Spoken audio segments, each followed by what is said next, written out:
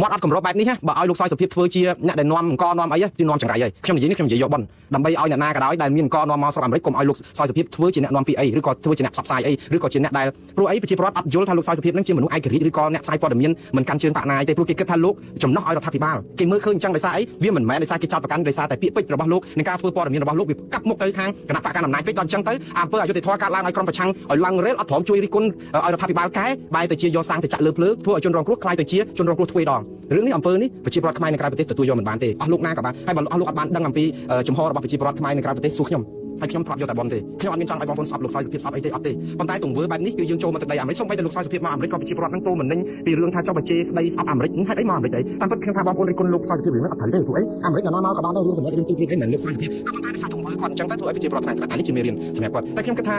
ម្ដងទៀតខ្ញុំរីករាយឲ្យមានផលិតផលអស់ហ្នឹងប៉ុន្តែបងប្អូនត្រូវចាំថាប្រជាពលរដ្ឋខ្មែរអាចធ្វើកិច្ចការផលិតផលថៃក៏អាចធ្វើកិច្ចការផលិតផលខ្លួនឯងនឹងដែរ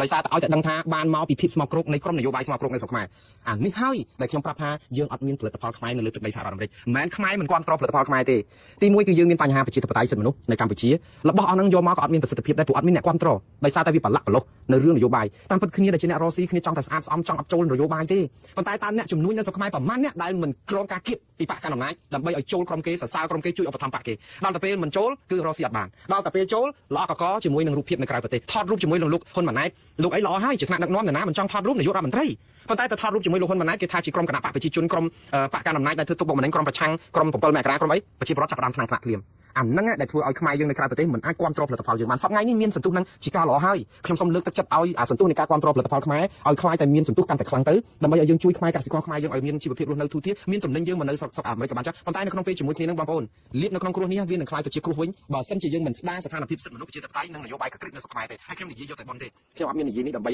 បន្តិចទេខ្ញុំចង់ឲ្យបានផលិតផលខ្មែរយើងមកក្រៅចង់ឲ្យបងប្អូនអ្នករកទទួលទានអាជីវករអីហ្នឹងបានយកវត្ថុអីទាំងអស់ហ្នឹងហើយខ្ញុំក៏ផ្ញើសារដល់បងប្អូនអាជីវករដែរកុំធ្វើជាស័ក្តិសិទ្ធិឲ្យចេះស្គាល់កលៈទេសៈនៅកណ្ដាលខ្លះទៅជាតារាសម្ដែងជាតារាភាពយន្តកុំចាញ់អាការឃោសនាគម្រាមកំហែងរបស់បកកណ្ដាលអំណាចថាតើចូលបកគេឃោសនាលើកជើងបកគេនិយាយប្រច្រាស់ចកៃអីក៏ដោយខ្វះសិលធម៌អីក៏ដោយធ្វើយ៉ាងម៉េចឲ្យតែគ្រប់គ្រងបកកណ្ដាលអំណាចបានអាចនៅស្រុកបានអាចអីចឹងបានអាចរកស៊ីបានយើងធ្វើបែបហ្នឹងគឺយើងត្រូវតែគណៈបកប្រជាជនដល់ពេលយកទំនិញមកលក់នៅស្រុកក្រៅគឺយើងលក់អត់បានទេព្រោះនៅស្រុកក្រៅមានអ្នកគ្រប់គ្រងគណៈបកប្រជាជននិងមានអ្នកគ្រប់គ្រងគណៈបកកណ្ដាលអំណាច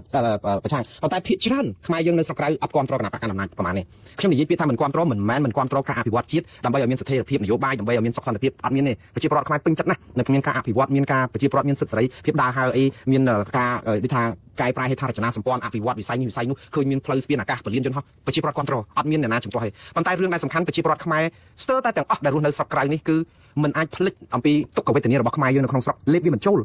ឃើញនឹងចិត្តតែចង់ជួយអញ្ចឹងបានល្អហើយហេតុអីក៏ធ្វើឲ្យប្រជាពលរដ្ឋរងទុក្ខខ្លោចផ្សាទឹកភ្នែកដោយសារការចាប់ចងរំលាយបាក់នេះរំលាយបាក់នោះធ្វើបាបអ្នកនេះធ្វើបាបអ្នកនោះសម្លាប់អ្នកនេះសម្លាប់អ្នកនោះហេតុអីបានជាអញ្ចឹង